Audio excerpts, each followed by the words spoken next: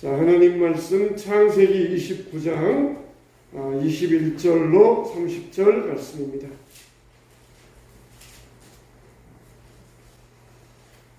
창세기 29장 21절로 30절 말씀입니다.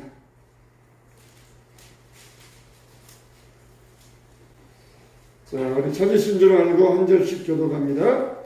야곱이 라반에게 이르되 내 기한이 찼으니 내 아내를 내게 주소서 내가 그에게 들어가겠나이다. 저녁에 그의 딸 레아를 야곱에게로 데려가매 야곱이 그에게로 들어가니라.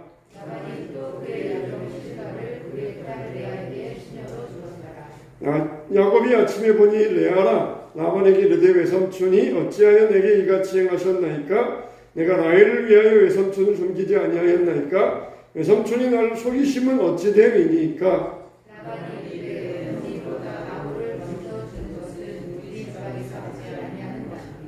이를 위하여 7일 채우라. 우리가 그도 내게 주리니 내가 또 나를 7년 동안 섬길지니라.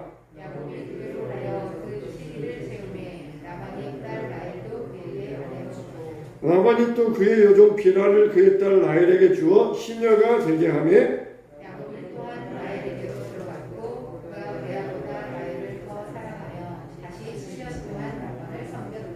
아멘. 야곱이 아버지 집을 떠나서 외삼촌 라반의 집으로 먼 길을 떠나게 됩니다. 하다가 광야에서 서닥다리의 환상을 보게 되고 그리고 거기에서 기름을 부어서 돌베개를 세우고 하나님 앞에 서원 기도를 드립니다. 그렇게 해서 집을 떠나서 외삼촌 집 하란의 집은 루스고 외삼촌 집 하란은 집은 하란이에요. 그래서 그 가운데는 광야가 있었고 그 광야의 길을 가는 시간이 얼마였느냐? 23일이었어요. 23일 동안은 광야를 지나가지고 외삼촌 집 드디어 하란에 도착하게 됩니다. 우리가 생각할 때는 23일 동안 광야를 지나갔으니까 대수롭지 않게 평범하게 여행하는 것처럼 그 길을 지나가지 않았겠느냐? 우리는 그냥 대수롭지 않게 생각할 수 있어요. 그러나 그 당시 광야를 지나간다는 것은 거기에서 강도 만날 수 있어요. 무서운 짐승들이 있습니다. 그리고 광야라 하는 곳은 낮에는 40도까지 올라가는 곳이고 또 저녁에는 영하로 떨어지는 곳이에요. 지금 날씨가 어떻습니까? 낮에는 25도까지 올라가고 또 저녁에는 10도 정도까지 내려가잖아요. 이렇게 15도 정도만 일교차가 나도 굉장히 새벽만 되면 추워가지고 자켓을 입고 교회 오고 또 낮에는 더워가지고 반팔 입고 다니고 그러니 일교차가 되면은 항상 뭐라고 합니까? 건강 조심하세요. 감기 조심하세요. 일교차가 크면은 확 여기 기온이 올라갔을 때 또 더위가 식지 않고 그게 감기에 걸릴 수 있고 그런 얘기예요. 이번 이 주일 날씨 보니까 낮 기온은 9도, 밤 기온은 1도더라고요. 이번 주일이 돌아온 주일이 제일 이번 겨울 가운데 추울 것 같은데 이렇게 우리가 이렇게 변화하는 날씨를 조심하면서 건강관리 잘 하시기 바랍니다. 근데 광야가 그런 곳이에요. 하루와 아침과 저녁이 굉장히 기온의 차이가 그런 곳입니다. 건강이 안 좋아요. 그런데 야곱은 아무 데나 가서 누워 자도 아무 곳에 가도 아무런 피해도 없었고 위험한 일을 만나지 않았습니다. 그렇게 고된 길을 가는데도 하나님이 자기를 돌보심을 야곱은 느낄 수 있었어요. 야곱이 어떻게 기도합니까? 하나님께서 나와 함께 계셔서 내가 가는 이 길에 나를 지켜주시면 나를 지켜주옵소서 그런 기도를 주님 앞에 드리잖아요. 우리가 여기에서 주목하여 보아야 될 것이 뭐냐면은 하나님은 야곱에게 큰 약속을 주십니다. 아브라함과 할아버지 아브라함과 이삭의 아버지 대를 이어서 내가 너에게 큰 민족을 이루고 큰 축복을 주겠다. 이렇게 큰 약속을 주셔요. 그러면은 야곱이 이런 하나님의 큰 약속 받았으면은 하나님 그 약속대로 내가 큰 민족을 이루게 해주시고 나에게 큰 축복을 해주세요. 그렇게 기도해야 되잖아요. 근데 야곱이 실제적으로 기도한 내용은 뭡니까? 하나님 나를 지켜주세요. 이게 야곱의 기도였어요. 큰 약속을 받았는데 야곱이 하는 기도는 자기 현실적인 문제를 가지고 하나님 나를 지켜달라고 기도했던 것입니다. 여러분 우리에게도 마찬가지예요. 이 중요한 게 있고 작은 게 있어요. 또 급한 게 있고 중요한 게 있습니다. 먼 것이 있고 가까운 게 있어요. 하나님이 우리에게 내가 너를 큰 민족을 이루어 주시겠다. 내가 너에게 큰 축복을 주시겠다. 그렇게 약속하셨어도 그러려면 그 큰 축복을 이루려면 어떻게 해야 됩니까? 지금 현실 가운데 내가 안 죽어야 돼요. 내가 생명을 살고 안 죽어야 됩니다. 그러기 위해서는 어떻게 해야 돼요? 하나님 나를 지켜주세요. 나를 죽지 않게 해주세요. 그렇게 당장 현실적인 문제를 위해서 기도할 수 있어야 돼요. 하나님 앞에 우리가 큰 약속을 받았으면 그 큰 약속대로도 기도해야 되고 그것을 이루기 위해서 안 죽어야 되니까 하나님 나를 지켜주세요. 보호해주세요. 간절한 기도, 절실한 기도, 현실적인 기도, 먼 곳에 있는 기도도 있지만 가까운 것을 위한 그런 기도도 필요하다는 것이에요. 할렐루야. 우리는 먼 것도 볼 수 있어야 되고 가까운 것도 볼 수 있어야 돼요.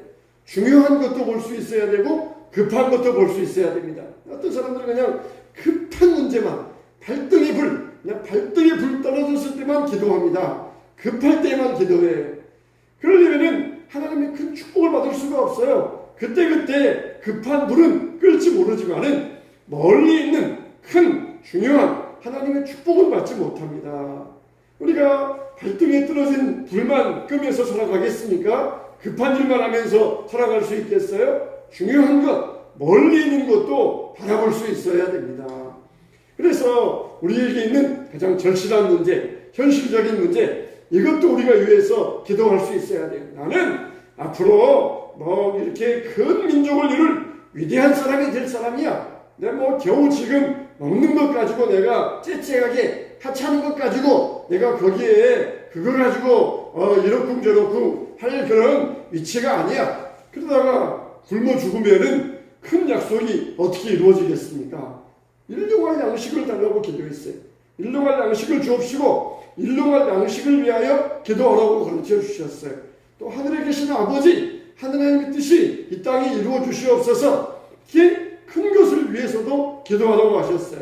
그냥 큰 것만 하다가 당장 먹을 게 없어서 굶어 죽으면은 아무런 소용이 없는 것이에요. 우리는 큰 것도 구해야 되고 작은 것도 구해야 되고 멀리도 볼 수 있어야 되고 가까운 것도 볼 수 있어야 되고 중요한 것도 할 수 있어야 되고 급한 일도 할 수 있어야 돼요. 나는 중요한 일만 할 사람이야. 이런 것들 나는 하찮은 일이니까 나는 소용없어. 그러다가 급한 일 때문에 병들고 죽으면은 아무런 소용이 없는 것이에요. 당장 우리에게 먹을 양식을 위해서도 우리가 기도할 수 있어야 돼요. 현실적인 문제를 위해서도 간구할 수 있어야 됩니다. 우리 교회도 멀리 보면서 기도할 수 있어야 되고 현실적인 일을 위하여서도 기도할 수 있어야 되고 여러분도 가정적으로도 멀리 보면서 장차 장래를 위해서도 기도할 수 있어야 되고 현재 있는 지금의 문제를 위해서도 기도할 수 있어야 돼요. 근데 야곱은 그렇게 하나님이 선명하게 분명하게 인도해 주시겠다 그랬지만은 아직 이때까지는 그런 믿음이 없었어요. 그래서 아직 그냥 그때까지는 큰 민족 이루어 주시옵소서 큰 약속 이거에 대해서는 잘 기도를 못했고 그냥 현실적인 문제만 급급해가지고 기도하기에 바빴던 것이에요. 이걸 보면은 뭘 보면 알 수 있느냐? 야곱이 드디어 외삼촌 하란의 집에 도착을 합니다. 그래가지고 거기에서 우물가에 도착을 해요. 우물가에 도착하니까 외삼촌의 딸 라헬이 양떼를 몰고 옵니다. 그래서 라헬을 위하여서 우물 뚜껑을 열어가지고 그리고 함께 양떼에게 물을 먹인 다음에 너 누구냐? 나 누구다. 너는 외삼촌 딸이냐? 나는 너에게 있어서 고모 딸이다. 그러면 고모 아들이다. 그러면서 서로 통성명하고 인사를 나눈 다음에 서로 끌어안고 울었다는 것이에요. 이렇게 서로 보면은 사촌지간이잖아요. 사촌지간에 오랜만에 처음 만나가지고 내가 정말 이러이러하게 맞다. 그러면서 외삼촌 딸 라헬을 안고 눈물을 통곡하면서 눈물을 흘렸다는 것입니다. 그런데 야곱은 그냥 딱 거기까지. 그냥 당장 현실적인 문제가 끝났잖아요. 이제 드디어 안전하게 외삼촌 집에 왔어요. 드디어 이제 생명의 위협은 없어졌어요. 그러면 어떻게 됩니까? 하나님 앞에 정말 감사하면서 경배해야 되는데 하나님 나를 지켜주세요. 그랬다가 드디어 안전한 곳에 도착하니까 거기에서 딱 끝납니다. 외삼촌 집에 도착해서 라헬을 만났을 때 하나님께 감사했더라. 그런 내용이 없어요. 전혀 하나님 이름을 불렀더라. 그런 내용이 없어요. 그냥 믿음이 약하니까 현실적인 문제가 딱 해결되니까 딱 거기까지 그러면서 감사함도 없고 하나님께 영광 돌리고 하나님의 이름을 언급함도 없고 거기까지 딱 끝나요. 이게 믿음 약한 사람들의 특징입니다. 이때까지도 야곱은 아직 믿음이 약할 때예요. 정말 환상을 보긴 보았지만 믿음이 약할 때예요. 정말 신앙적인 체험을 한다고 해서 다 믿음이 좋은 것이 아닙니다. 환상 보았다고 해서 다 믿음이 좋은 것이 아니에요. 괜히 어떤 체험했다. 우리가 그런 거 부러워할 필요가 없어요. 믿음은 어디에서 나오느냐? 들음에서 나요. 할렐루야. 말씀을 통하여서 믿음이 나오는 거예요. 말씀을 듣고도 믿음이 안 생기면은 뭘 보았다고 해서도 믿음이 안 생기는 거예요. 야곱은 큰 환상을 보았음에도 불구하고 아직까지도 믿음이 적었어요. 나중에 하나님께서 요셉을 통하여 연단하시고 말씀하시고 그럴 때 이제 야곱의 믿음이 막 부쩍부쩍 자라는데 이때까지만 해도 현실적인 문제가 해결됐다. 그러면서 거기에서 끝나고 말아요. 그게 증거가 뭐냐? 라헬을 끌어안으면서 그냥 눈물로 그냥 그동안 서로 그냥 그동안 자기가 있을 때 고생한 것 이게 막 복받쳐 올라가지고 막 서러워서 막 꺼이꺼이 울다가 그러면서 그냥 거기에서 끝나고 말하는 거예요. 하나님 감사합니다 그래야 되는데 감사의 내용이 없어요. 그런데 야곱이 하란의 우물가에 도착했을 때 그보다도 정확히 2세대 전에 그 하란의 우물가에 왔던 사람이 있어요. 누구냐? 바로 아브라함의 종입니다. 엘리에셀. 엘리에셀이 왜 왔느냐? 이삭의 배필을 구하기 위해서. 누굽니까? 야곱의 어머니 리브가를 구하기 위해서 바로 그 현장 우물가에 왔던 엘리에셀이 있었어요. 그 2세대 전에 야곱의 어머니 리브가를 우물가에 만났던 엘리에셀은 어떻게 합니까? 먼 길에 피곤하여서 엘리에셀도 우물가에 앉아있다가 거기에서 하나님께 기도합니다. 동네 처녀들이 막 물길러 나옵니다. 그럴 때 엘리에셀이 기도합니다. 하나님, 내가 이 처녀들 가운데 한 명에게 물 좀 달라고 구하겠습니다. 근데 그 처녀가 내 말을 알아듣고 나에게 물을 주고 나에게만 줄 뿐만 아니라 약대들에게도 물을 주는 그런 친절한 처녀가 있으면은 하나님께서 이삭의 배필로 정하신 줄을 내가 믿겠습니다. 그러면서 엘리에서는 거기에서 기도해요. 먼 길을 온 다음에 엘리에서는 기도합니다. 진짜 한 처녀가 물동이를 이고 오는데 그 처녀에게 물 좀 달라고 하니까 물을 주더니 당신들의 짐승도 목마르겠습니다. 그러면서 물을 주는 것이에요. 정말 하나님께서 얼마나 순적하게 인도하셨습니까? 그런데도 엘리에서는 다시 한번 또 확인합니다. 정말 이 처녀가 하나님께서 보내주신 사람이 맞을까? 이스라엘의 부인될 사람이 맞을까? 그러면서 또 확인한 다음에 비로소 이 처녀가 아브라함의 동생의 딸이었다. 그걸 알게 돼요. 옳다. 하나님께서 정말 이 처녀를 나에게 보내주셨구나.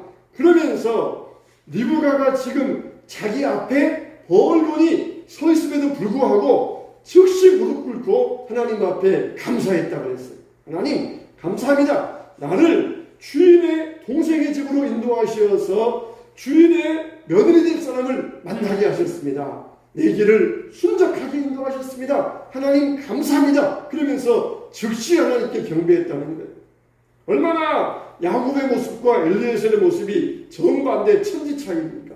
야곱도 정말 생명 건져가면서 광야에 지나와서 귀인을 만났어요. 라헬이라고 하는 귀인을 만났습니다. 그리고 엘리에셀도 그 광야를 건너와서 사명 가지고 와서 아브라함의 며느리를 구하기 위해서 왔는데 드디어 리브가라고 하는 귀인을 만났어요. 그런데 똑같이 귀인을 만났는데 엘리에셀은 하나님께서 주신 은혜에 감사하면서 경배하며 하나님께 영광 돌렸지만은 야곱은 그냥 자기 연민, 자기 감정, 자기 서름에 복받쳐가지고만 깔깔 울다가 그리고 그걸로 끝났다는 것이. 정말 우리에게도 은혜 받은 사람의 태도가 있습니다. 똑같이 은혜 받았지만은 어떤 사람은 하나님 감사합니다 그러면서 하나님께 감사하면서 영광 돌리는 사람이 있고 그냥 그걸로 받고 끝, 그걸로 하나님 앞에 아무것도 없이 그렇게 끝나는 사람들이 있어요. 우리는 어떤 사람이 되어야 되겠습니까? 어떤 사람이 되어야 되겠습니까? 물론 야곱도 나중에 하나님께 은혜 받고 정말 하나님께서 축복받았지만은 그 현장에서 볼 때, 그 현장에서 우물가에 있었던 두 사람의 태도를 볼 때 엘리에셀 얼마나 귀하고 얼마나 복되고 얼마나 사랑스러운 사람입니까? 하나님이 똑같이 은혜 주셨는데 똑같이 귀인을 만나가지고 똑같이 자기의 사명을 이룰 이런 이 귀인을 만났는데 엘리에셀은 감사하였고 야곱은 그게 없었던 것이에요. 정말 우리에게는 야곱처럼 그냥 내 연민 때문에 내 감정 때문에 그렇게 울고 끝나는 것이 아니라 엘리에셀처럼 하나님의 받은 바 은혜에 감사할 수 있는 믿음의 사람들 되시기를 예수님의 이름으로 축원합니다. 이렇게 똑같은 은혜를 받았어도 정반대의 모습을 보여요. 근데 야곱은 이제 드디어 라헬을 따라가서 자기 외삼촌 라반을 만납니다. 외삼촌, 나 외삼촌 조카예요. 드디어 태어나자마자 처음 만난 사람이잖아요. 나이가 70세가 되어가지고 외삼촌 집에 가서 그냥 외삼촌 앞에 늙은 이 야곱이 외삼촌 앞에 어리광 부리는 것이에요. 나 좀 이제 안전하게 평안하게 이 집에서 살게 해주세요. 그러면서 어리광을 부리는 것이에요. 외삼촌도 얼마나 반가워요. 태어나서 처음 만난 조카인데 얼마나 반갑습니까? 그래서 그래 내 집에서 이제 너 편안하게 살아라. 아무 걱정하지 말고 살아라. 그러면서 야곱을 살게. 근데 야곱이 외삼촌 집에서 한 달을 삽니다. 무의도식하잖아요. 그냥 한 달 동안 편히 살아요. 야곱이 한 달 동안 살다 보니까 미안합니다. 내가 뭘 하긴 해야 되는데 외삼촌, 내가 외삼촌 집에서 공짜로 먹고 놀겠으니까 나에게도 일을 주세요. 그러면서 하잖아요. 이 광야에 사는 유목민들은 손님이 찾아오잖아요. 그러면 무조건 환대합니다. 무조건 환대. 그러면서 무조건 그냥 우리 집에서 편히 쉬세요. 그냥 무조건 환대합니다. 이게 참 사막에서 사는 유목민들의 큰 특징이에요. 손님이 오면은 누구든지 무조건 환대해가지고 편히 지내십시오. 염려 없이 지내십시오. 이게 유목민들의 큰 특징이에요. 왜냐하면은 광야에서 집에 찾아온 손님을 박대하면은 그 사람은 나가 죽어라 그런 뜻과 똑같거든요. 근데 자기 집에 왔던 손님이 박대해가지고 나가 죽었다. 그러면은 그 집에는 이제 저주가 온다. 그 집에는 재앙이 온다. 그렇게 생각을 했거든요. 근데 자기 집에 오는 손님은 무조건 환대해요. 야곱도 라반의 집에서 물론 조카이기도 했지만은 그렇게 환대받고 한 달을 지냈습니다. 근데 야곱은 내가 왜 여기 왔는가 그 사명을 깜빡 잊어버렸어요. 그래서 가만히 보니까 라헬이 자기 마음에 들거든요. 그래서 외삼촌, 내가 외삼촌의 집에서 꽁으로 살겠으니까 내가 라헬을 사랑하니까 라헬을 내게 주세요. 그러자 외삼촌이 덥석 받아가지고 그럼 나를 위해서 7년 동안 봉사해라. 7년 동안 일하면은 내가 너에게 딸을 주고 너를 내 사위로 삼겠다. 그렇게 약속을 했어요. 근데 야곱이 집을 떠나올 때 그의 어머니 리브가가 한 말이 있어요. 리브가가 야곱이 말할 때 지금은 급할 때이니까 빨리 외삼촌 집에 갔다가 몇 날이 못 돼요 돌아와라 그랬어요. 몇 날이 못 돼요. 그리고 거기 가서 외삼촌의 딸들 중에서 네 아내를 구해가지고 와라 그랬어요. 몇 날이 못 돼요. 그러면은 한 달 지났으니까 이제 어느 정도 에서의 화가 누그러졌으니까 얼른 아내를 구해가지고 집으로 돌아오면 되잖아요. 또 이거는 야곱의 권리입니다. 외삼촌, 나에게 딸을 나에게 주세요. 그러면 외삼촌은 그걸 거절할 수 없어요. 그건 당연한 요구입니다. 근데 외삼촌이 그걸 이용해 먹은 것이, 이용해 먹어가지고 7년을 봉사해라. 그럼 내가 너에게 딸을 주겠다. 근데 야곱은 거기에 깜빡 속아 넘어가고 맙니다. 당연히 엘리에셀처럼 리브가를 주세요. 우리 이삭의 부인 삼아야 되니까 리브가를 주세요. 그럼 리브가가 뭐라 그럽니까? 당장 가겠습니다 그러잖아요. 그냥 가면 되는 거예요. 딸을 데리고 와서 결혼시키면 되는 거예요. 7년 동안 할 필요가 없어요.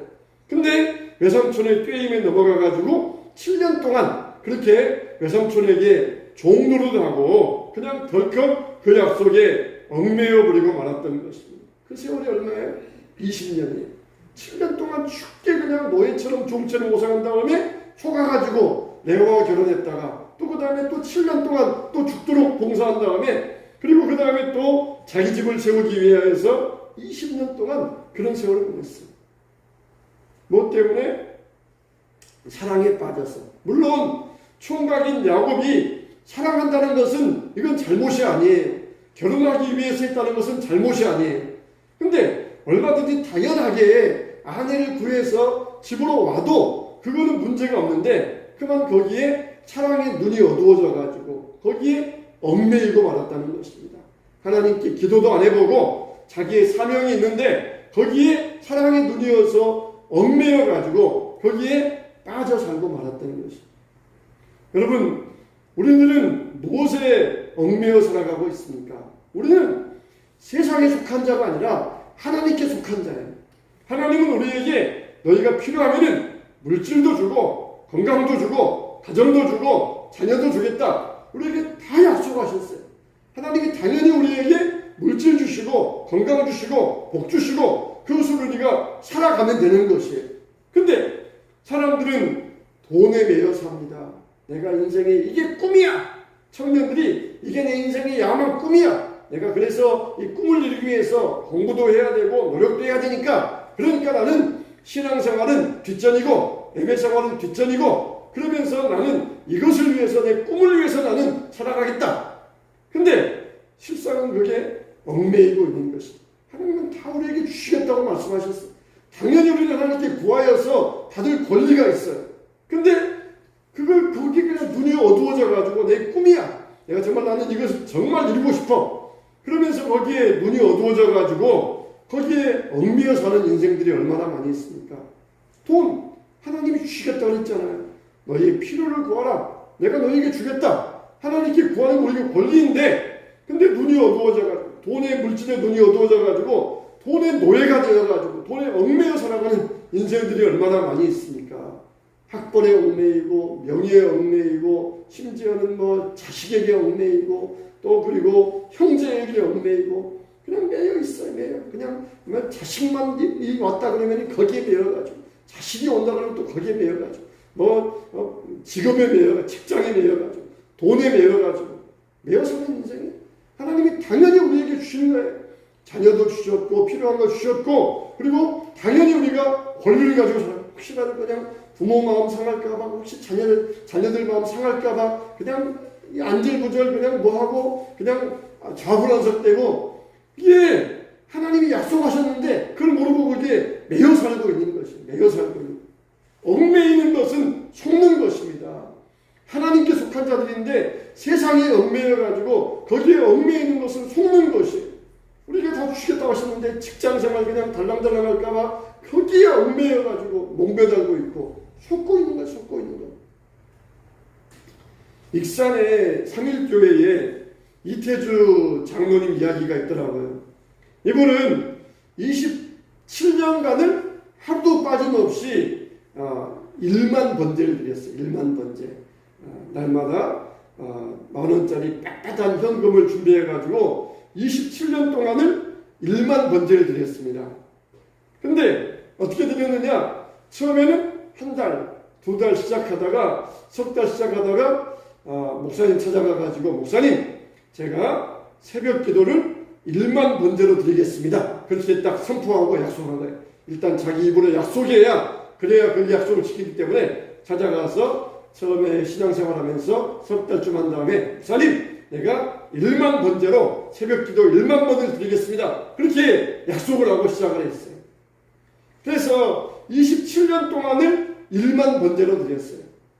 봉투로 드릴 때마다 9,999번, 그때 봉투로 드릴 때마다 항상 짧은 구절 적었는데 9,999번의 봉투에는 여기까지 인도하신 하나님, 그리고 1000번의 봉투에는 에베네셀의 하나님, 나의 하나님. 목사님이 그 10,000장의 봉투를 다 모아놓으셨대요. 짤막짤막하게 기도 제목을 적어서 올리는 이걸 드렸어요. 27년 동안을 거의 새벽 예배에 빠진 숫자가 10손가락 안에 끼어요. 그것도 어쩔 수 없이 총회 참석하기 위해서 지방 가서 다른 지역에 갔을 때 빠졌을 뿐이지 27년 동안을 거의 매일 빠짐없이 나와가지고 새벽 예배를 드리는 것이. 근데 목사님이 27년 동안 1만 번째 드린 우리 장로님을 위해서 내가 뭔가 기념될 만한 것을 해드릴까 하다가 이 작가에게, 조각가에게 이런 사연이 있는데 어떤 기념품이 좋겠습니까 했더니 조각가가, 이 작가가 아이디어를 냈어요. 철도 침목을 네모 반듯하게 잘라가지고 거기에다가 작은 못 1만 개를 박은 거예요. 10,000개의 못을 박은 거예요. 이 작가가 거기에다가 10,000개의 못을 박는데 15일이 걸렸대요. 15일. 그리고 10,000개를 세는 데만 이게 5시간이 걸린대요. 이 조그만 못을 한 이만한 이 책만한 이 조그만 두껍죠. 두께 두껍고 크긴 책만 하고 거기다 촘촘히 그냥 가운데는 십자가 모양을 내가지고 10,000개를 박아가지고 그동안 1만 번째 만일 동안 헌신하신 장로님께 이 기념품을 드립니다. 그러면서 이 기념품을 드렸어요. 소중하게 안고 사진을 찍었어요. 근데 이분은 중학교밖에 못 나오신 분이에요. 중학교도 못 나오고 농사를 지었는데 친구들은 학교 갈 때 그랬다는 거예요. 그래, 니들은 학교 가서 배우라. 나는 교회에서 배운다. 그러셨다는 것이. 나중에 이제 어머니도 전도해가지고 교회 나오셨는데 어머니가 당신은 새벽 예배 못 나와도 장로님에게는 야 태주야 너 새벽 예배 나가라 그렇게 꼭 하시더래요. 어머니 왜 저에게 꼭 새벽 예배 나가라 그러십니까? 야 사람들도 보면은 아침에 일어나면은 엄마 아버지에게 먼저 문안 인사하고 하루 시작하지 않느냐? 당연히 하나님 자녀이니까 먼저 하나님께 문안 인사하고 하는 게 그게 성도에 마땅한 거 아니냐? 그렇지 않으면 성도도 아니다. 그렇게 어머니가 말씀하시더라고요. 이렇게 27년 동안 정말 처음에는 한 달, 두 달, 세 달 시작한 게 27년이 되어가지고 그 하루하루 살아온 시간들이 얼마나 감사하고 얼마나 주님의 은혜였는지 모르겠다는 것이. 정말 하나님의 사랑에 매여있는 사람의 모습이 아니겠습니까? 야곱은 여자의 사랑에 얽매여가지고 당연히 하나님께 받을 수 있는 권리가 있는데 그 사랑의 눈이 어두워져가지고 이게 20년 동안을 노예 생활한 거예요. 종처럼 생활한 거예요. 완전히 세상에 얽매여가지고 종의 생활, 노예 생활로서 시간을 허비하고 말았던 것이. 다 후회합니다. 지내놓고 나면은 다 후회해요. 내가 왜 저런 것들에게 얽매여가지고 살았는가? 후회밖에 안 남아요. 후회밖에 안 남습니다. 우리가 진정으로 하나님께 속한 사람으로서 하나님을 사랑하고 하나님을 따라가야 되는데 세상에 얽매여서 그걸 따라가다 보면은 결국은 후회밖에 안 남아요. 왜 내가 저런 것에 얽매여가지고 시간도 날려버리고 기회도 날려버리고 좋은 청춘을 날려버렸을까? 귀중한 시간들을 낭비했을까? 왜 내가 돈의 노예가 되고 그랬을까? 그러면서 후회하게 되는 거예요. 여러분, 우리는 그 무엇도 우리를 얽매이지 못하게 해야 됩니다. 이 아들을 나보다 더 사랑하였다. 이게 누구에게 주신 말씀이에요? 엘리에게. 하나님께서 엘리에게 말씀하셨어요. 너는 너보다 네 아들을 더 사랑하였다.